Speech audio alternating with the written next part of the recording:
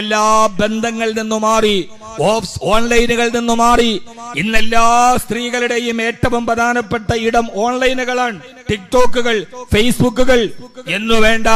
നമ്മുടെ പഴയകാലത്ത് വീട്ടിൽ അടങ്ങി ഒതുങ്ങിയിരുന്ന മുഴുവൻ സ്ത്രീകളും ഇന്നൊരു റവന്യൂ വരുമാനം എന്ന രീതിയിൽ എല്ലാവരും നല്ല ദീനിയായി ജീവിച്ചവര് പോലും ഇതിപ്പോ എന്താ കുഴപ്പം എന്ന് കരുതി ഓരോരോ അക്കൗണ്ടുകൾ, ഓരോരോ രീതിയിലുള്ള അവരവരുടെ സേവനങ്ങൾ അതിലോട്ട് കടന്നു പോകുമ്പോ ആ സമയത്തൊക്കെ എനിക്കവരെ പോലെ സൗന്ദര്യമില്ലാഞ്ഞിട്ടല്ല, ഞാൻ അവരെ പോലെ തല തുറന്നിട്ടാൽ എനിക്ക് ഫോളോവേഴ്സ് ഉണ്ടാവാത്തത് കൊണ്ടല്ല, അവർക്ക് വിശുദ്ധമായ ദീനിനെ പഠിപ്പിച്ചു കൊടുക്കുമ്പോൾ യഥാർത്ഥത്തിൽ ഞാൻ പറയുന്നത് നമ്മുടെ കേരളത്തിൽ ഏറ്റവും കൂടുതൽ സ്ഥാപനം ആൺകുട്ടികൾക്കാണ്. ധാരാളം ആലിമീങ്ങൾ ആണുങ്ങളാണ്, ധാരാളം ഹാഫിളീങ്ങൾ പുരുഷന്മാരാണ്. ആലിമീങ്ങളായ സ്ത്രീകൾ കുറവാണ്, ഹാഫിളത്തുകളായ സ്ത്രീകൾ കുറവാണ്. യഥാർത്ഥത്തിൽ നല്ല ഇൽമ കിട്ടേണ്ടത് ആർക്കാ? പുരുഷനാണോ സ്ത്രീക്കാണോ? ആർക്കാ കിട്ടേണ്ടത്? ധാരാളം ഇൽമ്, തഫ്സീർ, ഹദീസ്, ഈ വൈജ്ഞാനികമായ ഫിഖ്, ഇതെല്ലാം ഏറ്റവും കൂടുതൽ കിട്ടേണ്ടത് പുരുഷനാണോ അതല്ല സ്ത്രീക്കാണോ? സാമൂഹ്യമായ പശ്ചാത്തലത്തെ നോക്കുമ്പോൾ പുരുഷനാണെങ്കിലും ഒരു നല്ല കുടുംബത്തെയും ദീനിയായ ഒരു തലമുറയും വളർത്തിയെടുക്കണമെങ്കിൽ ആ ഇൽമ ഏറ്റവും കൂടുതൽ കിട്ടേണ്ടത് സ്ത്രീകൾക്കാണ്. ഇതെന്റെ അഭിപ്രായമല്ല, അള്ളാഹുവിന്റെ വിശുദ്ധമായ ഖുർആൻ പറഞ്ഞത് ഒരു പുരുഷന് ദീനുണ്ടായത് കൊണ്ട് അവന്റെ കുടുംബത്തിൽ അതുണ്ടാകണമെന്നില്ല. കാരണം ഇന്നലക വിന്നഹാരി സബ്ഹന തവീല, പുരുഷ നീ എപ്പോഴും പകലിലെപ്പോഴും വല്ലാത്ത തിരക്കുള്ളവനാണ്. ഇന്നലക വിന്നഹാരി സബ്ഹന തവീല, പുരുഷനെ സംബന്ധിച്ചോളം പകല് വീട്ടിൽ ആ പുരുഷൻ ഉണ്ടാവണമെന്നില്ല. വൈകുന്നേരം വന്നാലോ പകലിന്റെ ക്ഷീണം കൊണ്ടവൻ വിശ്രമിക്കേണ്ട സമയമാണ്. പക്ഷേ പുരുഷന് ദീനുണ്ടായത് കൊണ്ട് വീട്ടിലത് പ്രയോഗവൽക്കരിക്കാൻ സമയം കിട്ടണമെന്നില്ല. പക്ഷേ ആ വീട്ടിലെ ഉമ്മയ്ക്ക് ദീനുണ്ടായാൽ 24 മണിക്കൂറും മക്കളുടെ കൂടെ തർബിയത്ത് നടത്താനും ആ മക്കളുടെ കൂടെ എപ്പോഴും സമയം ചെലവഴിക്കുന്നത് കുടുംബത്തിലെ സ്ത്രീയാണ്. അതുകൊണ്ട് കുടുംബത്തിലെ സ്ത്രീക്ക് ഉമ്മയ്ക്ക് ദീനുണ്ടായാൽ ആ വീട്ടിലെ മക്കൾക്കത് പകർന്നു കൊടുക്കാൻ സമയമുള്ളത് സ്ത്രീകൾക്കാണ്, പുരുഷനല്ല. ഇന്നലക വിന്നഹാരി സബ്ഹന തവീല, പുരുഷ നിന്റെ ജീവിതത്തിലെപ്പോഴും തിരക്ക് തന്നെയാണ്. ഒരു ഉമ്മയ്ക്ക് ദീനുണ്ടെങ്കിൽ, ഈ അടുത്ത സമയത്ത് ഒരു വാഫി സുഹൃത്ത് എന്നോട് പറഞ്ഞു, ഞാൻ വാഫിയാണ്, എന്റെ ഭാര്യ വഫിയാണ്. അദ്ദേഹം എന്നോട് പറഞ്ഞു, ഞാൻ അറബിക് കോളേജില് കുട്ടികൾക്ക് തഫ്സീറിന്റെ ക്ലാസ് എടുത്തിട്ട് അറബിക് കോളേജിൽ നിന്ന് വീട്ടിൽ വന്നപ്പോ മഗ്രിബ് കഴിഞ്ഞ് എന്റെ ഭാര്യയായ വഫിയ എന്റെ പെമ്മക്കൾക്ക് റിയാദ് സാലിഹീൻ ദർസെടുക്കാൻ. ആലോചിച്ച് നോക്കി, മഗ്രിബ് കഴിഞ്ഞിട്ട് ഉമ്മ ഇരുന്നിട്ട്, ഹദീസിലെ ഒരു പ്രധാനപ്പെട്ട അടിസ്ഥാന ഗ്രന്ഥമാണ് റിയാദ് സാലിഹീൻ. ആ റിയാദ് സാലിഹീൻ അർത്ഥം വെച്ച് മക്കളെ പഠിപ്പിക്കണമെങ്കിൽ ആ ഉമ്മയ്ക്ക് അത്യാവശ്യം ദീന് വേണം. വാപ്പ ദറസില് ആൺകുട്ടികൾക്ക് ദറസെടുത്തിട്ട് വരുമ്പോ ഉമ്മ വീട്ടിലിരുന്നിട്ട് റിയാദ് സാലിഹീൻ പഠിപ്പിച്ചു കൊടുക്കുന്നു പെൺമക്കൾക്ക്. ഹദ്ദസനാ റസൂലുള്ളാഹ്, ഹബീബായ നബി തങ്ങൾ പറഞ്ഞ ഹദീസ് ഇതാണ്. ഓരോ ബാബുകൾക്കും വെച്ച് പഠിപ്പിച്ചു കൊടുക്കുന്ന ഒരു ഗാർഹികമായ അന്തരീക്ഷത്തെ നേടിയെടുക്കാൻ നമ്മുടെ സ്ത്രീ സമൂഹത്തെ സംബന്ധിച്ചോളം ദുനിയാവിന്റെ എല്ലാ ബന്ധങ്ങളിൽ നിന്നും മാറി, ഓൺലൈനുകളിൽ നിന്നും മാറി. ഇന്നെല്ലാ സ്ത്രീകളുടെയും ഏറ്റവും പ്രധാനപ്പെട്ട ഇടം ഓൺലൈനുകളാണ്. ടിക്ടോക്കുകൾ, ഫേസ്ബുക്കുകൾ എന്നു വേണ്ട. നമ്മുടെ പഴയകാലത്ത് വീട്ടിൽ അടങ്ങി ഒതുങ്ങിയിരുന്ന മുഴുവൻ സ്ത്രീകളും ഇന്നൊരു റവന്യൂ വരുമാനം എന്ന രീതിയിൽ എല്ലാവരും നല്ല ദീനിയായി ജീവിച്ചവര് പോലും ഇതിപ്പോ എന്താ കുഴപ്പം എന്ന് കരുതി ഓരോരോ അക്കൗണ്ടുകൾ, ഓരോരോ രീതിയിലുള്ള അവരവരുടെ സേവനങ്ങൾ അതിലോട്ട് കടന്നു പോകുമ്പോ ആ സമയത്തൊക്കെ എനിക്കവരെ പോലെ സൗന്ദര്യമില്ലാഞ്ഞിട്ടല്ല, ഞാൻ അവരെ പോലെ തല തുറന്നിട്ടാൽ എനിക്ക് ഫോളോവേഴ്സ് ഉണ്ടാവാത്തത് കൊണ്ടല്ല, പക്ഷേ എനിക്കവരെ പോലെ ആളുകളുടെ റീച്ച് എനിക്ക് കിട്ടാത്തത് കൊണ്ടല്ല, ആവശ്യത്തിന് സൗന്ദര്യമുള്ളിടത്തോടൊപ്പം തന്നെ തലമറച്ച് ഹിജാബ് ധരിച്ചു പർദ്ദ ധരിച്ച് ഞാൻ അള്ളാഹു ഏൽപ്പിച്ച എന്റെ ദൗത്യത്തെ ഞാൻ ഏർപ്പെടാനുള്ള കാരണം അള്ളാഹുവിന്റെ ഖുർആൻ പറഞ്ഞത് വകുല്ലിൽ മുഅ്മിനാത്തി യഗ്ളുൽന മിൻ അബ്സാരിഹിന്ന വയഹ്ഫളന ഫുറൂജഹുന്ന. വലാ യുബ്ദീന സീനതഹുന്ന ഇല്ലാ ലിബുഊലതിഹിന്ന വഅബാഇ ബൂലതിഹിന്ന വബിനാഇഹിന്ന വബിനാഇ ബൂലതിഹിന്ന. ഇത്ര ആളുകളുടെ മുമ്പിലല്ലാതെ നിന്റെ മുഖവും മുൻകൈയും കാണാൻ പാടില്ലെന്ന് എന്റെ സൃഷ്ടാവായ അല്ലാഹു എന്നോട് പറഞ്ഞത് കൊണ്ടാണ് ഞാൻ അതിൽ നിന്ന് മാറി നിൽക്കുന്നതെന്ന് ധാർമ്മികമായി ചിന്തിച്ചിട്ട് അല്ലാഹു എന്നെ ഏൽപ്പിച്ചത് എന്റെ കുടുംബമാണ്. ആ കുടുംബത്തെ നോക്കി തർബിയത്ത് നടത്തേണ്ട ജോലി എന്റേതാണ്. അല്ലാഹു എന്നെ ഏൽപ്പിച്ച ജോലി ടിക്ടോക്ക് അല്ല, ഫേസ്ബുക്കുകളല്ല. അല്ലാഹു എന്നോട് ഒരേ ഒരു ജോലി ഏൽപ്പിച്ചിട്ടുള്ളൂ. യാ അയ്യുഹല്ലദീന ആമനൂ ഖൂ അൻഫുസകും വഅഹ്ലീകും നാറാ. ഓ സത്യവിശ്വാസികളെ, ഖൂ അൻഫുസകും നിന്റെ സ്വന്തം ശരീരത്തെയും വഅഹ്ലീകും നിങ്ങളുടെ കുടുംബത്തെയും. എന്നെ കേൾക്കാനെത്തുന്ന പ്രിയപ്പെട്ട സഹോദരിമാരോട് അല്ലാഹു നമ്മളെ ഏൽപ്പിച്ച ഒരേ ഒരു ചുമതല, പെങ്ങളെ, നിന്റെ സ്വന്തം ശരീരത്തെയും നിന്റെ ഭർത്താവിനെയും നിന്റെ മക്കളെയും കത്തിക്കാളുന്ന നരകത്തിൽ നിന്ന് സംരക്ഷിക്കണേ. കത്തിക്കാളുന്ന നരകത്തിൽ നിന്ന് സംരക്ഷിക്കണേ. ആ ജോലി ഒരു പെണ്ണിന്റെ ജോലിയാണ്. എന്റെ പെൺമക്കൾക്ക് ഞാൻ ആദ്യം തന്നെ തർബിയത്ത് നടത്തണം. എന്റെ കുടുംബത്തെ എനിക്ക് വളർത്തിക്കൊണ്ടുവരണം. എന്റെ ഭർത്താവിനെ എനിക്ക് നരകത്തിൽ നിന്ന് തടങ്ങണം.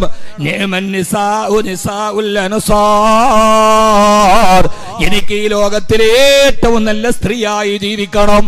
ഏറ്റവും നല്ല സ്ത്രീ ആരാ? ബിഗ് ബോസിൽ ഏറ്റവും കൂടുതൽ വോട്ട് കിട്ടിയ പെണ്ണല്ല. ലോകത്തിലെ ഏറ്റവും നല്ല പെണ്ണാരാ? ആ പെണ്ണ് ഏറ്റവും സൗന്ദര്യമുള്ളവളല്ല. ലോകത്തിലെ ഏറ്റവും നല്ല പെണ്ണാരാ? മിസ്സിന്റെ അല്ല. ലോകത്തിലെ ഏറ്റവും നല്ല പെണ്ണാരാ? മിസ് യൂണിവേഴ്സ് അല്ല. ലോകത്തിലെ ഏറ്റവും നല്ല പെണ്ണാരാ? മിസ് ഏഷ്യ അല്ല. ലോകത്തിലെ ഏറ്റവും നല്ല പെണ്ണാരാ? വാർത്തയിലെ താരമല്ല. ലോകത്തിലെ ഏറ്റവും നല്ല പെണ്ണാരാ? ലോകത്തിലെ ഏറ്റവും നല്ല സ്ത്രീയുടെ അടയാളം എന്താ? ഹബീബായ നബി തങ്ങൾ പറഞ്ഞു, ലോകത്തിലെ ഏറ്റവും നല്ല സ്ത്രീ അവളാരാ? കപോലതലങ്ങളിൽ മാരിവില്ലിന്റെ മനോഹാരിതയുള്ളവളല്ല. കണ്ണിഴക്കോടുകളിൽ മാരിവില്ലിനെ മരച്ചവളല്ല. കരിമിഴിക്കോടുകളിൽ കരിമശി ചേർത്തു വെച്ചവളല്ല.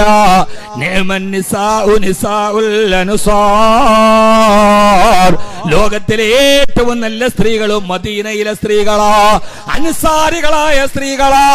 എന്താ കാരണമെന്നറിയോ? സൗന്ദര്യത്തിന്റെ മാനദണ്ഡത്തിലല്ല, സൗരഭ്യത്തിന്റെ മാനദണ്ഡത്തിലല്ല.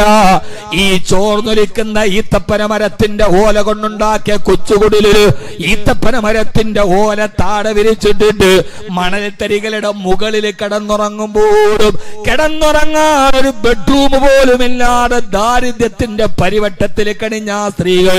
ഭൗതിക സുഖങ്ങളില്ല, എയർ കണ്ടീഷൻ, സമശീതോഷ്ണ ഉപാധിയില്ല. ദുനിയാവിലൊരു പെണ്ണാഗ്രഹിക്കുന്നതൊന്നുമില്ല. ചുറ്റുപാടുള്ള സ്ത്രീകൾ മുഴുവനും ചുവന്നു തൊടുത്ത ഒട്ടകത്തിന്റെ മുകളില് അറബികളുടെ ഏറ്റവും വലിയ വാഹനം ചുവന്ന ഒട്ടകമാണല്ലോ. ജിയാദുബനി അബീബക്കരിന് തസാമ അലാ കാനൽ മുസവ്വമത്തിൽ ഇറാബി.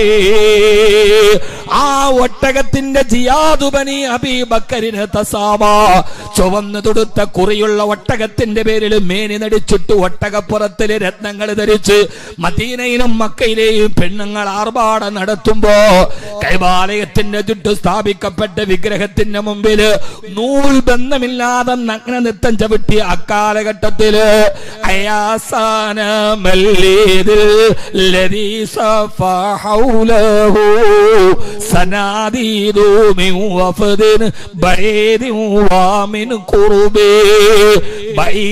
അകരെ നിന്ന് വിദേശരാട്ടത്തെന്ന് റോമയിൽ നിന്നും പേർഷ്യയിൽ നിന്നുള്ള സുന്ദരി പെണ്ണുങ്ങളും വമിൻ കുറുബി സ്വദേശികളായ മക്കയിലെ പെണ്ണുങ്ങളും കഅബാലയത്തിന് മുമ്പിൽ തുണിയടിഞ്ഞാടുമ്പോ ആ സമയത്ത് ഈ കാഴ്ചകളൊക്കെ കാണുന്ന കാലത്ത് പെങ്ങളെ ആയിഷ ബീവി ഇത് കാണാനിട്ടല്ല, സൈനബ് ബീവി ഇത് കാണാനിട്ടല്ല, സഫിയ ബീവിയുടെ കണ്ണുടക്കാനിട്ടല്ല. ഈ കാലഘട്ടത്തെക്കാൾ മോശമായ ഉടുതുണി ബന്ധമില്ലാതെ സർവ്വവിധ പേക്കൂത്തുകളും നിറഞ്ഞ കാലത്താണ് ആയിഷ ബീവിയെ കുറിച്ച് സല്ലല്ലാഹു റസൂൽ പറയുന്നത്, ലോകത്തിലെ ഏറ്റവും നല്ല സ്ത്രീകൾ മദീനയിലെ പെണ്ണുങ്ങളാ. കാരണം പട്ടിണി കിടക്കുമ്പോൾ ഒട്ടിയ വയറുമായിട്ട് കിടക്കവേ രാവിലെ ഭർത്താക്കന്മാര് ഒട്ടകപ്പുറത്ത് കയറിയിട്ട് കച്ചവടത്തിന് പോകുമ്പോ ഭർത്താവിനെ യാത്രയാക്കാമെന്ന് ഭക്ഷണത്തിന്റെ തളികയെടുത്തിട്ട് തോൽപാത്രത്തിൽ വെച്ച് അവസാനം ഒട്ടകത്തെ തെളിക്കുന്നൊരു ചെറിയ വടിയെടുത്ത് കയ്യിലേക്ക് വെച്ച് ഭാര്യ മക്കളോട് സലാം പറഞ്ഞ് ഭർത്താക്കന്മാര് കച്ചവടത്തിനിടങ്ങുമ്പോ ഒട്ടകത്തിന്റെ കടിഞ്ഞാണിൽ ഇടത്തെ കൈ പിടിച്ചിട്ട് വലത്തെ കൈ കൊണ്ട് ഭർത്താവിന്റെ കൈയും പിടിച്ചിട്ട്, എന്റെ പ്രിയപ്പെട്ട ഭർത്താവേ, എനിക്കും മക്കൾക്കും ഹലാലായ ഭക്ഷണം ഉണ്ടാക്കാൻ നിങ്ങൾ കച്ചവടത്തിന് പോവുകയല്ലേ, എനിക്ക് നിങ്ങളോടൊരു വസിയത്ത് പറയാനുണ്ട്. ചിന്തിക്കാൻ കഴിയില്ല സഹോദരാ, എല്ലാം വാരി വെട്ടി വിഴുങ്ങുന്ന ഒരു കാലത്ത് മുരിയാരങ്ങനെ പലതും പറയും, ഇസ്ലാങ്ങനെ പലതും പറയും.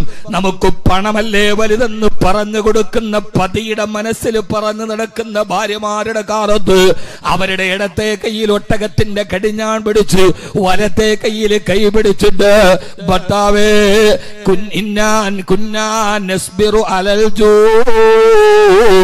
എത്ര പട്ടിണി ഉണ്ടെങ്കിലും ഞങ്ങൾ സഹിച്ചോളാം, ഞാനും എന്റെ മക്കളും എത്ര വേണമെങ്കിലും പട്ടിണി കിടക്കാം, കഴിക്കാൻ ഭക്ഷണമില്ലെങ്കിൽ ഞങ്ങൾ തറയിലേക്ക് കമന്ന് കിടന്നിട്ട് ഞങ്ങളുടെ വയറ് തറയിൽ ഒട്ടിച്ചു പിടിച്ച് വലത്തേക്ക് അടിവയത്തിലേക്ക് ചേർത്ത് പിടിച്ചിട്ട് വിശപ്പ് സഹിച്ച് ഞങ്ങൾ കിടന്നോളാം, പട്ടിണി എത്ര വേണമെങ്കിലും സഹിച്ചോളാം.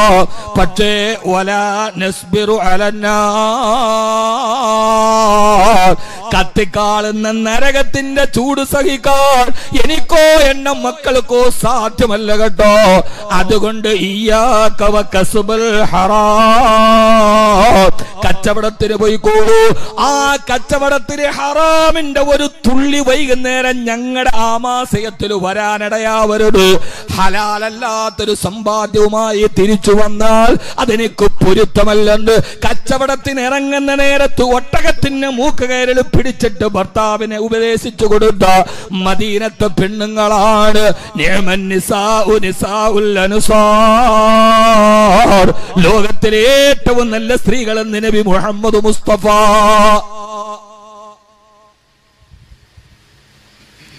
ഇതിനാണ് തർബിയത്ത് എന്ന് പറയാ. ഇതിനാണ് തർബിയത്ത് എന്ന് പറയാ. എന്താ തർബിയത്തിന്റെ കോഴ്സ്? ഹലാലും ഹറാമും വേർതിരിച്ചറിയുന്ന കോഴ്സ്. ഞാൻ സമയത്തിന്റെ പരിമിതി കൊണ്ട് പറയുന്നില്ല. എന്തിനാ തർബിയത്ത് വിടുക? ഭർത്താവിനോട് ഹറാമ് പറ്റില്ല, നമ്മുടെ മക്കളെ ഹലാല് കൊടുത്ത് വളർത്തണമെന്ന് പറയാൻ.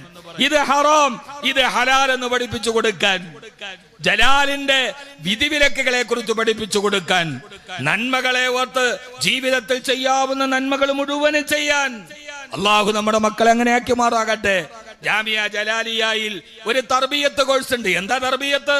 കുനൂത്തോടാൻ പഠിപ്പിക്കലല്ല, വജ്ഹത്തോടാൻ പഠിപ്പിക്കൽ മാത്രമല്ല, ഹറാമിനെയും ഹലാലിനെയും വേർതിരിച്ചറിയാൻ തന്റെ മക്കൾക്ക് തർബിയത്ത് കൊടുക്കാൻ. എന്റെ ഭർത്താവ് വല്ലാതെ ദൂരത്തേക്ക് പോകുമ്പോ മക്കൾക്ക് തർബിയത്ത് കൊടുക്കാൻ. പരാവാരം പോലെ പരന്നു കിടക്കുന്ന മരുഭൂമിയിൽ കൈക്കുഞ്ഞിനെയും തന്നിട്ട് പോകുന്നുണ്ട് ഉപ്പ.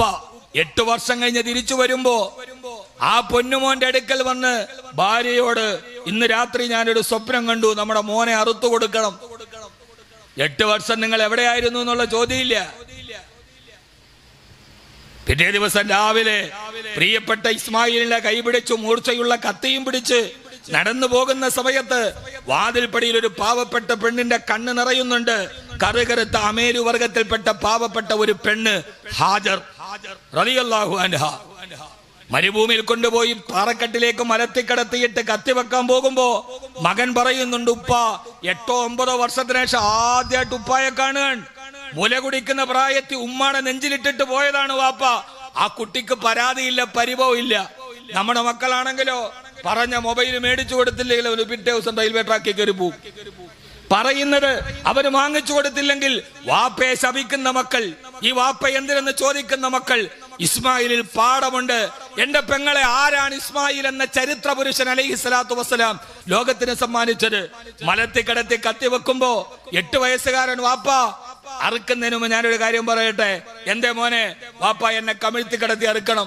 എന്റെ മോനെ, എന്റെ മുഖത്തേക്ക് നോക്കിയിട്ട് എന്റെ ഉപ്പാന്റെ പിച്ചാത്തിപ്പിടി മുറുകില്ല, കമഴ്ത്തി കിടക്കും. രണ്ടാമത്, അറുക്കുന്നതിന് മുമ്പ് എന്റെ കൈയും കാലും കെട്ടണം. എന്റെ മോനെ, കത്തി വെച്ച മുറിക്കുമ്പോ എനിക്ക് വേദന വരുമ്പോ ഞാൻ കിടന്ന് കൈകാലിട്ടടിച്ചു പെടയും. എന്റെ പെടച്ചിൽ കാണുമ്പോ വാപ്പാടെ ഈമാൻ ചിലപ്പോ ദുർബലമായി ഇതിൽ നിന്ന് പിന്തിരിഞ്ഞാൽ, ഇല്ല വാപ്പ, എന്റെ കൈയും കാലും നന്നായിട്ട് മുറുക്കിക്കട്ടെ, എന്റെ കൈയും കാലും അടിച്ചു പെടയരുത്. മൂന്നാമത്, ആ മോൻ കത്തിപ്പിടിയുടെ താഴെ പറയുന്നൊരു വാക്കുണ്ട്, എന്നെ അറുത്തു കഴിഞ്ഞാൽ എന്റെ രക്തം പുരണ്ട വസ്ത്രം എന്റെ ഉമ്മാനെ കാണിക്കരുത്. വാപ്പയില്ലാത്ത കാലത്ത് കൺമണിയെ പോലെ ചേർത്ത് പിടിച്ച് എന്റെ വളർത്തിയ ഉമ്മാക്ക് എന്റെ രക്തം കണ്ട വസ്ത്രം സഹിക്കാൻ പറ്റില്ല, എന്റെ വസ്ത്രം കാണിച്ചു കൊടുക്കരുത്. മൂന്നാമത് പറഞ്ഞു, ഉമ്മയോട് എന്റെ ഇസ്മായിലിന്റെ സലാം പറയണം, സ്വർഗത്തിൽ വെച്ച് കാണാമെന്ന് പറയണം. വാപ്പയില്ലാതെ ഒരു മരുഭൂമിയിൽ നിൽക്കുന്ന കാലത്ത് ഇങ്ങനെ പറയാൻ കഴിയുന്ന ഒരു മകനെ ഇബ്രാഹിം നബിക്ക് സമ്മാനിച്ചതാരാ? ഹാജർ റളിയല്ലാഹു അൻഹ. ഹാജർ റളിയല്ലാഹു, ബഹുമാനപ്പെട്ട മൗലാന നമ്മുടെ സദസ്സിലേക്ക് വരികയാണ്. അല്ലാഹു സ്വീകരിക്കുമാറാകട്ടെ, അല്ലാഹു സ്വീകരിക്കട്ടെ, അല്ലാഹു ബറക്കത്ത് പ്രദാനം ചെയ്യട്ടെ.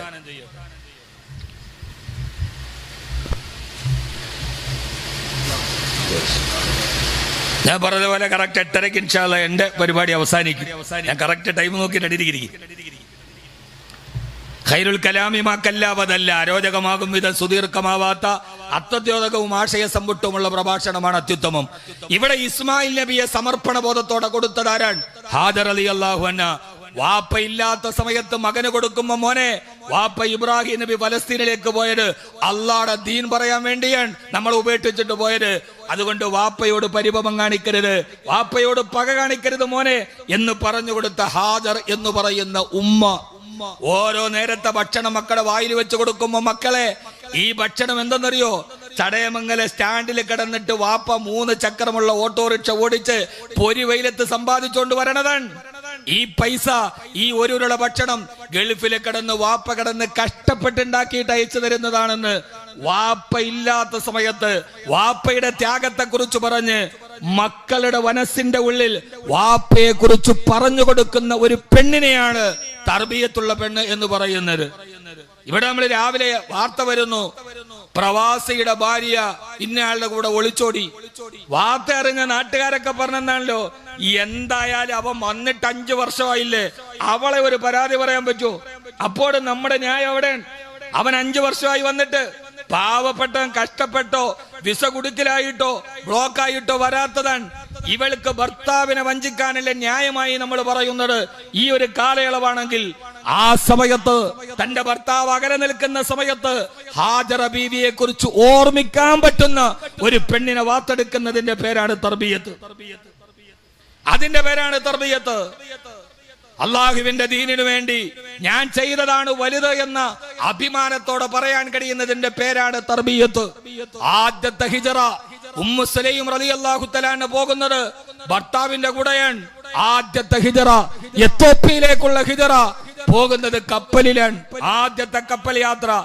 ഇതേവരെ ഒട്ടകപ്പുറത്ത് മാത്രം യാത്ര ചെയ്ത ഒരു കുടുംബം പറഞ്ഞു, ഉമ്മു സലമ, നിന്റെ ഭാര്യ നിന്റെ ഭർത്താവിന്റെ കൂടെ നീ പോയിക്കോളൂ, ഉമ്മു സുലൈം നീ പോയിക്കോളൂ, എത്യോപ്യയിലേക്ക് ഹിജറ പോണം. 80 പേരടങ്ങുന്ന ഒരു സംഘം കൈക്കുഞ്ഞിനെയും കയ്യിൽ പിടിച്ച് കടലിന്റെ തിരമാലകളുടെ മുകളിലൂടെ അറേബ്യയിൽ നിന്ന് ആഫ്രിക്കയിലേക്ക് ഒരു പലായനം ചെയ്തു. നാട് വിട്ട്, വീട് വിട്ട്, കൂടുവിട്ട്, എല്ലാം എന്റെ റബ്ബിന്റെ ദീനിന് വേണ്ടിയാണെന്ന് കരുതി. അതിന്റെ മുമ്പിൽ നിന്നൊരു പെണ്ണിന്റെ പേരുണ്ട് ഉമ്മു സുലൈം റളിയല്ലാഹു തആല അൻഹ. മുസ്ലിം റളിയല്ലാഹു അൻഹ നേരെ എത്യോപ്യയിൽ പോയി. ആ ചരിത്രം പറയാൻ സമയമില്ല, ഭാഷ അറിയില്ല, ആളെ അറിയില്ല. കരകരുത്ത ആഫ്രിക്കയുടെ ഇടയിൽ വർഷങ്ങളോളം കൈക്കുഞ്ഞിനെയും പിടിച്ചുകൊണ്ട് മദീനയിൽ മക്കയിൽ കടന്ന് സഹാബത്തുകളും നബിതങ്ങളും പീഡിപ്പിക്കപ്പെടുമ്പോ അവരങ്ങ് പോയി. അറിയാൻ വാട്സപ്പ് ഇല്ല, ഫേസ്ബുക്ക് ഇല്ല, ഒരു വാർത്താവിനിമയ ഇല്ല. അവസാനം അല്ലാഹുവിന്റെ റസൂലിനെ കാണാതെ ഹബീബിന്റെ നാട്ടിൽ നിന്ന് അകലെ കിടന്ന്, നാട്ടിലെ വിവരമറിയില്ല, ബന്ധുക്കളുടെ വിവരമറിയില്ല, ഒന്നും അറിയാതെ വർഷങ്ങളോളം ഭാഷ അറിയാത്ത ആഫ്രിക്കയിൽ പിഞ്ചു കുഞ്ഞുങ്ങിനെയും ചേർത്ത് വെച്ചുകൊണ്ട് നടക്കുമ്പോ ആരോ പറഞ്ഞു അല്ലാഹുവിന്റെ റസൂലും മദീനയിലേക്ക് ഹിജറ വന്നിട്ടുണ്ട്. ഉമ്മു സുലൈമുമായി എത്തോപ്യയിലേക്ക് ഹിജറ പോയ സംഘം അല്ലാഹുവിന്റെ റസൂലും മക്കയിലല്ലേ തിരിച്ചു പോകാൻ കഴിയാത്തതുള്ളൂ. ഹബീബ് മദീനയിലെത്തിയിട്ടുണ്ടെന്ന് ദീർഘനാള് സഞ്ചരിച്ച കടൽ വഴി അവര് നേരം മദീനയിലെത്തി. ഉമ്മു സുലൈം റളിയല്ലാഹു അൻഹ അല്ലാഹുവിന്റെ റസൂലിനെ കണ്ടോളാൻ വയ്യ. അള്ളാഹുവിന്റെ പ്രവാചകനെ കാണാൻ ഉമ്മു സുലൈം റളിയല്ലാഹു അൻഹയും കുടുംബവും കൂടി നേരെ വരുമ്പോ, പള്ളിയിൽ വരുമ്പോ അല്ലാഹുവിന്റെ റസൂൽ എവിടെയില്ല. ഹബീബായ നബി തങ്ങൾ ആരോ പറഞ്ഞു ഹഫ്സ ബീവിയുടെ വീട്ടിലിരിക്കുന്നുണ്ട്. അല്ലാഹുവിന്റെ റസൂലിനെ ഒന്ന് കാണാനുള്ള ആഗ്രഹത്തോടെ വർഷങ്ങളോളം കട്ടപ്പാട് സഹിച്ചു, വിരസത സഹിച്ചു, വിരഹം സഹിച്ച് ഉമ്മു സുലൈം റളിയല്ലാഹു അൻഹ ഹഫ്സ ബീവിയുടെ വീട്ടിലെത്തുമ്പോ അല്ലാഹുവിന്റെ റസൂൽ ഹഫ്സ ബീവി വീട്ടിലുമില്ല. ഹഫ്സ ബീവിയോട് സംസാരിച്ചിരിക്കുമ്പോഴാണ് ഹഫ്സ ബീവിയുടെ പിതാവായ ഉമർ റളിയല്ലാഹു അൻഹു വരുന്നത്.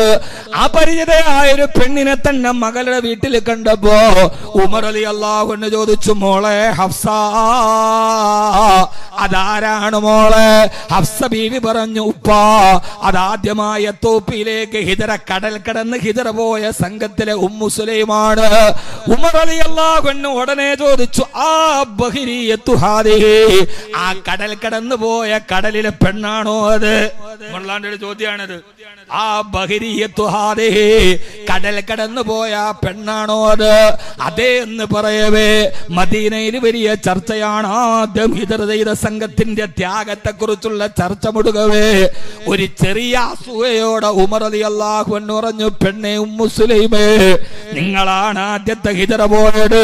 മദീനയിലേക്കുള്ള ഹിജറ രണ്ടാമത്തെ ഹിജറയാ. പക്ഷേ ഉമ്മു സുലൈമേ, ഹിജറ ചെയ്ത മുഹാജിരിങ്ങളുടെ പ്രതിഫലത്തില് ഒന്നാമത് രണ്ടാമത് ഹിജറ ചെയ്ത ഞങ്ങൾക്കാ. കാരണം സബഖനാകും ബിൽ ഹിജറത്തി മഅ റസൂലില്ലാഹ്, ഹിജറ ചെയ്തപ്പോ ഞങ്ങളുടെ കൂടെ അല്ലാഹുവിന്റെ റസൂലുണ്ട് സല്ലല്ലാഹു അലൈഹി വസല്ലം, നിങ്ങളുടെ കൂടെ ഹബീബായ നബി തങ്ങളില്ലല്ലോ. അതുകൊണ്ട് രണ്ടാമത്തെ ഹിജറ ചെയ്ത ഞങ്ങൾക്കാണ് പ്രതിഫലം കൂടുതൽ. ഇത് കേട്ട ഉമ്മു സുലൈം റളിയല്ലാഹു അൻഹ പൊട്ടിക്കരഞ്ഞുകൊണ്ട് താൻ അനുഭവിച്ച ദീനിന്റെ ത്യാഗത്തിന് പ്രതിഫലം കുറവാണെന്ന് ഉമർ പറഞ്ഞപ്പോ മഹദിയായ ഉമ്മു സുലൈം റളിയല്ലാഹു അൻഹ പൊട്ടിക്കരഞ്ഞിട്ട് പറഞ്ഞു, അല്ലാഹുവിന്റെ റസൂലിനോട് പരാതി പറയാറ്, ഇനി ഉമറേ നിന്നോട് മിണ്ടുന്ന പ്രശ്നമില്ല. ചുരുക്കി പറയട്ടെ, പൊട്ടിക്കരഞ്ഞുകൊണ്ട് മദീനത്തെ പള്ളിയിലെത്തുമ്പോ പള്ളിയിൽ പുഞ്ചിരിച്ചു കൊണ്ടിരിക്കുന്നുണ്ട് നബി മുഹമ്മദ് മുസ്തഫ. എന്തേ ഉമ്മു സുലൈമേ? ഉമർ പറയുന്ന നബിയെ, ഞങ്ങളുടെ ഹിജറക്ക് പ്രതിഫലം കുറവാണ്, മദീനക്കാരുടെ ഹിജറക്കാണ്, മദീനയിലേക്ക് വന്ന ഹിജറക്കാണ് പ്രതിഫലം കൂടുതലെന്ന്. അല്ലാഹുവിന്റെ റസൂൽ എന്ത് ചെയ്തെന്നറിയോ? ഹബീബ് ഒരു മനഃശാസ്ത്ര സമീപനമുണ്ട്. ഉമ്മു സുലൈമേ, കരയണ്ട കരയണ്ട, വഇന്ന ലഹും അജ്റൻ വാഹിദ വലക്കും അജ്റൈൻ. ഉമറിനും കൂട്ടർക്ക് ഒരൊറ്റ പ്രതിഫലമേ ഉള്ളൂ, നിങ്ങൾക്ക് രണ്ട് പ്രതിഫലമാണ്. അവർക്ക് ഹിജറ ചെയ്ത പ്രതിഫലമേ ഉള്ളൂ.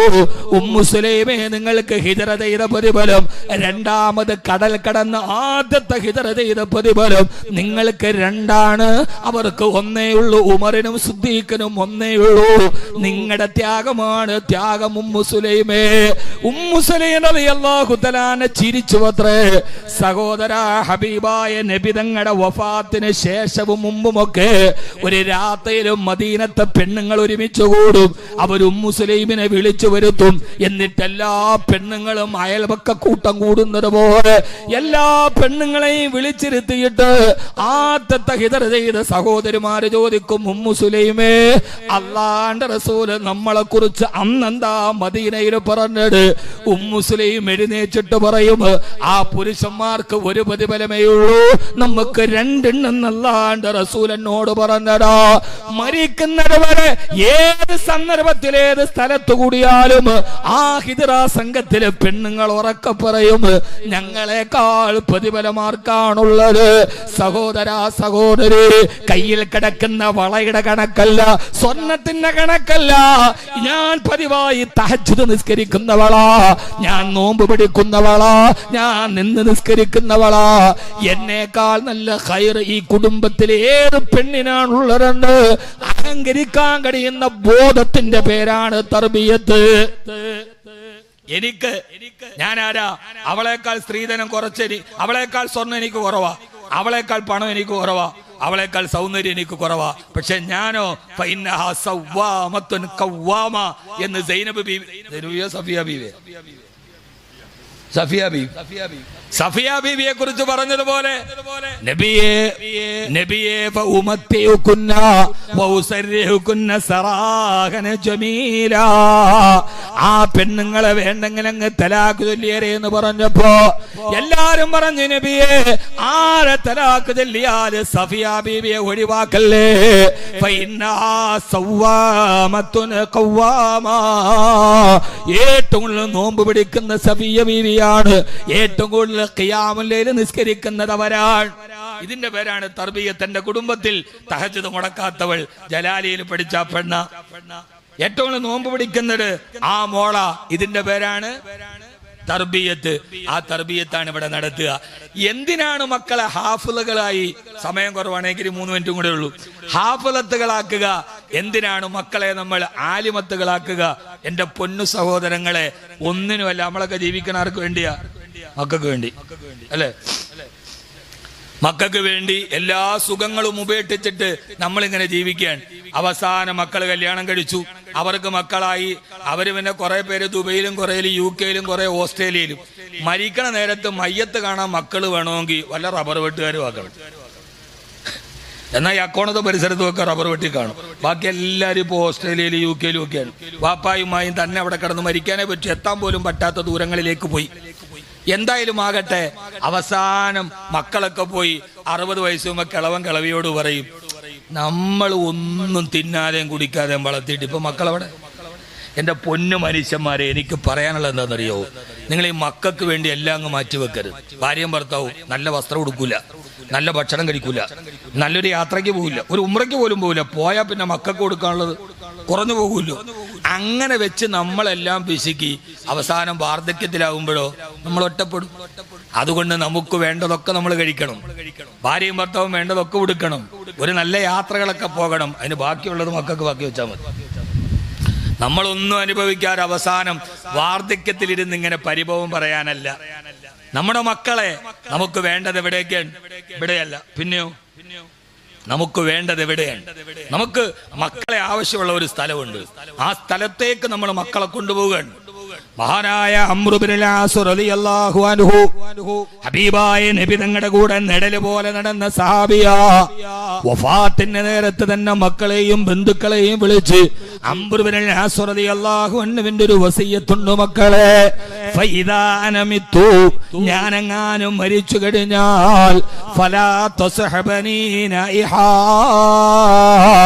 അലമുറയിട്ട് കരയുന്ന സ്ത്രീകളെ എന്റെ മയ്യത്തിന് മുമ്പിൽ കൊണ്ടുവരരുത്. അക്കാലത്തും മരണത്തിന് പൈസ കൊടുത്ത് അലമുറയിടുന്ന പെണ്ണുങ്ങളെ കൊണ്ടുവരാറുണ്ട്. ആ പരിപാടി എന്നെ മയ്യത്തിന്റെ മുമ്പിൽ വേണ്ട. വലാ നാറാ, തീയെയും അടുപ്പിക്കരുത്. അങ്ങനെയുള്ള ഒരു ആധാരവും എന്റെ മയ്യത്തിന്റെ മുമ്പിൽ വേണ്ട. അവസാനം ഹബീബിന്റെ കൂടെ നിഴല് പോലെ നടന്ന ഇസ്ലാമിക ചരിത്രത്തിന്റെ ജാജ്വലമായ ചരിത്രത്തിന്റെ ശില്പി അംറു ബിൻ അൽ-ആസ് റളിയല്ലാഹു അൻഹുവിന്റെ ഒരു വസിയ്യത്തുണ്ട്. നമ്മളൊന്ന് ആലോചിച്ചു നോക്ക് മക്കളെ. ഫഇദാ അനമിതു, ഞാൻ മരിച്ചു കഴിഞ്ഞാൽ ഫസന്നു അലയ്യ തുറാബ സന്നാ, എന്നെ മലത്തി കടത്തിയിട്ട് മൂടുപലക കബറിന്റെ മുകളിൽ വെച്ച് പിടിമണ്ണ് മാറിയിട്ട് നിങ്ങൾ കബറടക്കി മൈലാഞ്ചി ചെടിയും മീസാങ്കല്ലിന്റെ മുമ്പിൽ അടയാളം വെച്ചു കഴിഞ്ഞാൽ മക്കളെ ഉടനെ നിങ്ങൾ പോവരുത്.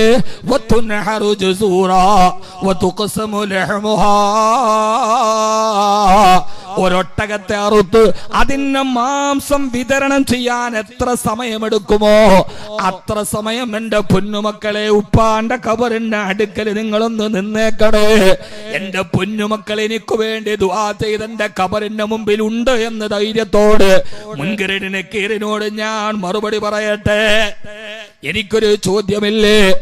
ആറടി മണ്ണിലെ കടക്ക് വെച്ച് മൂടുപലക വെച്ചിട്ടൊരു ചോദ്യമില്ലേ? ഇതാ താക്കൽ മലക്കാനിൽ അസ്വദാനിൽ ഹായിലാനിൽ കരീമാനി ഫൈകലാക വഅജ്ലസക വസഅലക മൻ റബ്ബുക വമൻ നബിയുക വമൻ ഇമാമുക. എന്റെ പൊന്നുമക്കൾ എന്റെ ഖബറിന്റെ മുകളിൽ എനിക്ക് വേണ്ടി ദുആ ചെയ്യുന്നുണ്ട് എന്ന ഉത്തമ ബോധ്യത്തോട് താഴത്തെ ചോദ്യത്തിന് മറുപടി പറയട്ടെ മക്കളെ. അതുകൊണ്ട് നിങ്ങൾ എന്റെ ഖബറടക്കിയാൽ ഒരൊട്ടകത്തെ അറുത്തിട്ടതിന്റെ മാംസം വിതരണം ചെയ്യുന്ന സമയം വരെ എന്റെ ഖബറിന്റെ മുമ്പിൽ ഒന്ന് നിന്നേക്കണേ. ഒരു മണിക്കൂർ നമ്മുടെ മക്കളേക്കോ ആ സമയത്ത് നമ്മുടെ മോളൊരു ഹാഫിളത്താണെങ്കിൽ നമ്മുടെ മോനൊരു ഹാഫിളാണെങ്കിൽ ആ ഖബറിന്റെ മൂടുപലകയിൽ മണ്ണിട്ട് മൈലാഞ്ചി ചെടി അടയാളം വെച്ച് തിരിച്ചു പോകുമ്പോ ഇതെന്നെ ഹാഫിളാക്കി എന്റെ ഉപ്പയാണ് എന്റെ ഉമ്മയാണ് എന്ന് പറഞ്ഞ് ഒരു ജുസു ഖുർആൻ ഓതാൻ ഒരു യാസീൻ ഓതാൻ നമ്മുടെ മക്കളെ പ്രാപ്തരാക്കുക. ആറടി മണ്ണിൽ മലന്ന് കിടക്കുന്ന നേരത്ത് മണ്ണിന് മുകളിൽ ഒരു സമ്പാദ്യമായി നമ്മുടെ മക്കൾ മാറണമെങ്കിൽ ആ മക്കളെ ഹാഫിളീങ്ങളാക്കി ഹാഫിളത്തുകളാക്കി ആലിമത്തുകളാക്കി നാം നമ്മുടെ പരലോക ജീവിതത്തിലേക്കുള്ള പാതയം ഒരുക്കേണ്ടതുണ്ട്. അതിനുള്ള ഏറ്റവും പ്രധാനപ്പെട്ട നമ്മുടെ ഈ പ്രദേശത്തെ സംബന്ധിച്ചോളം വടക്കൻ മലബാറിലേക്ക് പോയാൽ ധാരാളം വനിതകളുടെ വിദ്യാഭ്യാസ സംരംഭങ്ങളുണ്ട്. അള്ളാഹു അതുപോലെയൊക്കെ തുടങ്ങാൻ അള്ളാഹു നമുക്ക് തൗഫീക്ക് നൽകട്ടെ. ആമീൻ പറയും മനുഷ്യന്മാര്. 5 ഏക്കർ റബ്ബറും 10 ഏക്കർ റബ്ബറും കെട്ടിപ്പൂക്കി വെച്ചിട്ട് ഇതിന്റെ മൺപാലും എടുത്ത് വിറ്റിട്ടൊന്നും ഒരു കാര്യമില്ല. ഒരു മനുഷ്യനൊരു ഇൽമ ഒരൊറ്റ ഉദാഹരണം പറയട്ടെ. നേരത്തെ ജലാലുദ്ദീൻ മൗലവി ഷഹീറുദ്ദീൻ മന്നാനിയുടെ ഉസ്താദ് പ്രസംഗിച്ചപ്പോഴാണ് ഞാൻ ശ്രദ്ധിച്ചത്.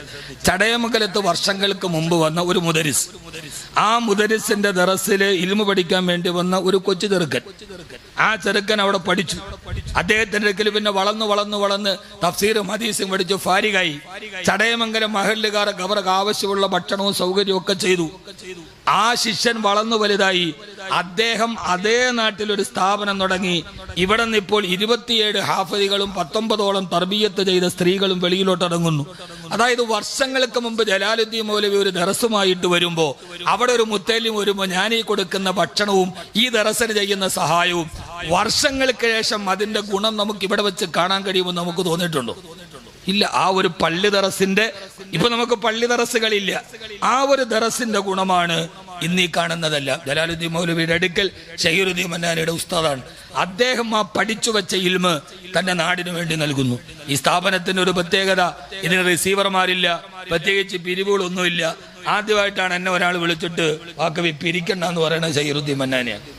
ബാക്കി എല്ലാരും എന്നെ വിളിക്കണത് പണ്ഡിതനല്ല ഫണ്ടിതനാണ്. ഫണ്ട് ഉണ്ടാക്കുന്ന ആള്. മന്നാനി എന്നോട് പറഞ്ഞോട് പിരിക്കണ്ട. ഞാൻ ചോദിച്ചു മിനിയാൻ തന്നെ വിളിക്കാം ഹബീബെ എങ്ങനെയാ നടക്കുക? അത് നടക്കും അൽഹംദുലില്ലാ. എന്തേലും ഒരു ബുദ്ധിമുട്ട് വന്നാൽ എൻ്റെ സുഹൃത്തുക്കളോട് പറയും. അദ്ദേഹത്തിന് കിട്ടുന്ന വരുമാനം, ഉംറയിലൂടെ കിട്ടുന്ന വരുമാനം, അദ്ദേഹത്തിന്റെ സ്വന്തമായ വരുമാനം, അദ്ദേഹത്തിന്റെ സുഹൃത്തുക്കൾ വളരെ നിശബ്ദമായി അദ്ദേഹവും അദ്ദേഹത്തിന്റെ കുടുംബവും അദ്ദേഹത്തിന്റെ സഹോദരങ്ങളും അവരൊക്കെയാണ് ഇതിന്റെ അയൽപക്കക്കാർ. ആ ദീനിനെ ഇഷ്ടപ്പെട്ട ഒരു കുടുംബം, അവരുടെ കൊച്ചു ഗ്രാമത്തിൽ ഒരു മനോഹരമായൊരു സ്ഥാപനം, നമ്മുടെ പെൺമക്കളെ തർബിയത്തിന് വിടാൻ, ഹാഫിളത്ത് കിട്ടാൻ. അക്കോണംകാരെ നിങ്ങൾ വലിയ ഭാഗ്യവാന്മാരാണ്. കാരണം എത്രയോ ആളുകൾ എന്നോട് ചോദിക്കാണ്, ഉസ്താദ് പെൺകുട്ടികൾക്കൊരു സ്ഥാപനം ഇല്ല, ഓപ്ഷൻ ഇല്ല. അതിനൊരു പരിഹാരം, ഇതിനെ കണ്ണിലെ കൃഷ്ണമണി പോലെ കാത്തു സൂക്ഷിച്ച് ഇതിന്റെ എല്ലാ പുരോഗമനങ്ങളിലും നിങ്ങൾ തയ്യാറാവണം. ഇതൊരു സാമ്പത്തിക ലാഭത്തിനല്ല. അദ്ദേഹം അദ്ദേഹത്തിന്റെ സഹോദരങ്ങളും അദ്ദേഹത്തിന്റെ ഭാര്യയും അവർക്കൊക്കെ അള്ളാഹു അർഹമായ പ്രതിഫലം നൽകട്ടെ. അള്ളാഹു അവരെ ത്യാഗങ്ങളെ സ്വീകരിക്കട്ടെ. അവരൊക്കെ ആലിമീങ്ങളാണ്, ദീനിനെ സ്നേഹിക്കുന്നവരാണ്. അവരവരുടെ ഉള്ളിൽ ഈ സ്ഥാപനം നടത്തുമ്പോൾ അതൊരു വലിയ വെളിച്ചമാണ്. അതിനെ മാനസികമായി, സാമ്പത്തികമായി, ശാരീരികമായി ദുആ ചെയ്തതിനോട് കൂടെ നിൽക്കുക. അതിന് അള്ളാഹു നൽകുന്ന പ്രതിഫലം വലുതാണ്. പടച്ചോനെ എൻ്റെ കയ്യിൽ സമ്പത്ത് കൊടുക്കാനൊന്നുമില്ല, ആ സ്ഥാപനത്തെ നീ വിജയിപ്പിക്കണേ റബ്ബേ എന്ന് 5 വക്ത് ദുആ ചെയ്യാനെങ്ങാനും കഴിഞ്ഞാൽ നമ്മൾ അതിന്റെ മൻ അൻസാരി ഇലല്ല എന്ന ചോദ്യത്തിൽ നമ്മൾ ഉണ്ടാകും. അള്ളാഹു സ്വീകരിക്കട്ടെ. ഇന്ന് ഈ സനദദാനം നടക്കുമ്പോൾ ഇവിടെ നിന്നിറങ്ങിയ ഹാഫിളത്തുകൾ അത് ഈ നാടിന്റെ സമ്പത്താണ്. അള്ളാഹു നിലനിർത്തട്ടെ. ആ മാതാപിതാക്കളെ അള്ളാഹു അനുഗ്രഹിക്കുമാറാകട്ടെ. അള്ളാഹു ഈ കുടുംബത്തിൽ നിന്ന് മരണപ്പെട്ടു പോയവർ, പ്രത്യേകിച്ച് ഷഹീറുദ്ദീൻ മന്നാനിയുടെ ഭാര്യയുടെ ജ്യേഷ്ഠത്തിയുടെ ഭർത്താവ് ബദറുദ്ദീൻ സാഹിബ്, അദ്ദേഹം കാരാളികോണം ജമാഅത്തുകാരനാണ്. ഞാൻ വന്നിട്ട് ഏതാണ്ട് 20 വർഷമാകുന്നു അവിടെ. ആ വന്ന കാലം മുതൽ ദീനിനെ സ്നേഹിക്കുകയും ആലിമീങ്ങളെ സ്നേഹിക്കുകയും എപ്പോഴും ഒരു ദീനി സ്വഭാവം നിലനിർത്തിയ ആളാണ് അദ്ദേഹത്തിന്റെ ജ്യേഷ്ഠത്തിയുടെ ഭർത്താവ് ബദറുദ്ദീൻ സാഹിബ്. അള്ളാഹു അദ്ദേഹത്തിന് മഗ്ഫിറത്ത് പ്രദാനം ചെയ്യട്ടെ, മർഹമത്ത് പ്രദാനം ചെയ്യട്ടെ. അദ്ദേഹത്തിന്റെ ഖബറുകളെ അള്ളാഹു വിശാലമാക്കട്ടെ. ഈ ദീനിനു വേണ്ടി സഹായിച്ചതിന്റെ പേരിൽ ഷഹീറുദ്ദീൻ മന്നാനി ഭാര്യ, ഇതിനോട് ഈ ഭാര്യ ഒരു പ്രധാനപ്പെട്ട കടമയാണ്. നിങ്ങൾക്ക് ഇതൊന്നും നടക്കൂല. നിങ്ങൾ മര്യാദയ്ക്ക് എൻ്റെ മക്കളെ നോക്കാൻ ഭാര്യ പറഞ്ഞാൽ, എൻ്റെ പൊന്നു സഹോദരങ്ങളെ, ഈ കൊളംബസ് ഡിസ്കവേർഡ് അമേരിക്ക എന്നാണ് ആദ്യം ഇംഗ്ലീഷ് പഠിക്കുക. കൊളംബസ് ആണ് അമേരിക്ക കണ്ടുപിടിക്കാനുള്ള കാരണം, കൊളംബസ് ഒരു പായ്ക്കപ്പൽ ഇങ്ങനെ യാത്ര പോയി ഒരു ലക്ഷ്യമില്ലാതെ പോയതാണ്. പോയ വഴിക്ക് കണ്ടുപിടിച്ചാണ്. ആരോ പറഞ്ഞു കൊളംബസ് എങ്ങാനും കല്യാണം കഴിച്ചെങ്കിൽ അമേരിക്ക കണ്ടുപിടിക്കൂലായിരുന്നു. പായ്ക്കപ്പലൊക്കെ റെഡിയാക്കിയിട്ട് നിങ്ങൾ അങ്ങോട്ട് പോവാൻ മനുഷ്യനെ, ഒരു രക്ഷയില്ല, ഞാൻ കടലിൽ പോവാ, അല്ലാണോ ഇത് പറ്റൂല എന്ന് പറഞ്ഞിരുന്നെങ്കിൽ അമേരിക്ക കണ്ടുപിടിക്കില്ല. ഏതിൻ്റെയും പുറകിൽ ഒരു ഭാര്യയുടെ, ഷഹീറുദ്ദീൻ മന്നാനിയുടെ ഭാര്യ, അദ്ദേഹത്തിന്റെ സഹോദരൻ, കുടുംബങ്ങൾ, അദ്ദേഹത്തിന്റെ ഭാര്യയുടെ ഒരു പങ്ക് വലുതാണ്. അള്ളാഹു അവർക്ക് അർഹമായ പ്രതിഫലം നൽകട്ടെ. സിദ്ദീഖ് റളിയല്ലാഹു അൻഹു അള്ളാന്റെ റസൂലും പോകുമ്പോ ദാത്തു നിത്താക്കൈന് ഇരട്ടപ്പട്ടക്കാരി ഈ ഭക്ഷണം പൊതിഞ്ഞു കെട്ടി പുറകെ നടന്നുപോയ ഒരു സ്ത്രീയാണ് ഒന്നുമില്ലാത്ത കാലത്ത് ഇസ്ലാമിന്റെ അടിത്തറ പാകിയത്. അള്ളാഹു അസ്മാ ബിൻത് അബീ ബക്കർ റളിയല്ലാഹു അള്ളാഹു അസ്മാ ബീവിയെ പോലെ അദ്ദേഹത്തിന്റെ ഭാര്യയ്ക്ക് അള്ളാഹു ആഫിയത്ത് കൊടുക്കട്ടെ. കുടുംബം കൊടുക്കുന്ന സപ്പോർട്ട് വളരെ പ്രധാനപ്പെട്ടതാണ്. അള്ളാഹു ആ കുടുംബത്തെ അനുഗ്രഹിക്കട്ടെ. അവരുടെ മാതാപിതാക്കൾക്ക് അള്ളാഹുവിന് അർഹമായ പ്രതിഫലം നൽകട്ടെ എന്ന ദുആയോടുകൂടി ഇൻഷാ അല്ലാഹ് ഞാൻ അങ്ങോട്ട് പോകും. എനിക്ക് പോകേണ്ട ഒരു ആവശ്യമുണ്ട്. ബഹുമാനപ്പെട്ട ഖാലിദ് മൗലാന പാനിപ്ര ആണ്. ഞാൻ പല ദുആയിലും അദ്ദേഹത്തെ പങ്കെടുത്തിട്ടുണ്ട്. അള്ളാഹു സ്വീകരിക്കുമാറാകട്ടെ. മഹാനവറുകളുടെ ദുആ വളരെ പ്രധാനപ്പെട്ട ഒരു ദുആയും കൂടിയാണ്. റബ്ബ് സുബ്ഹാനഹു വ തആല മഹാനവറുകൾക്ക് കണ്ണിന് കാഴ്ചയില്ല, പക്ഷേ ബസീറത്തിന്റെ കാഴ്ചയുണ്ട്. ആ ദുആയിൽ പങ്കെടുത്ത് ഇൻഷാ അല്ലാഹ് ദുആയ്ക്ക് ഇജാബത്തുണ്ടെന്ന് പല അനുഭവങ്ങളും നമുക്കുണ്ട്. അല്ലാഹു മഹാനവറുകൾക്ക് ആരോഗ്യത്തുള്ള ദീർഘായുസ് നൽകി അനുഗ്രഹിക്കുമാറാകട്ടെ. ദുആയിൽ മറക്കരുത്. മഅ തഹിയ്യത്തി വസ്സലാം. അസ്സലാമു അലൈക്കും വറഹ്മത്തുള്ളാഹി തആല വബറകാതുഹു.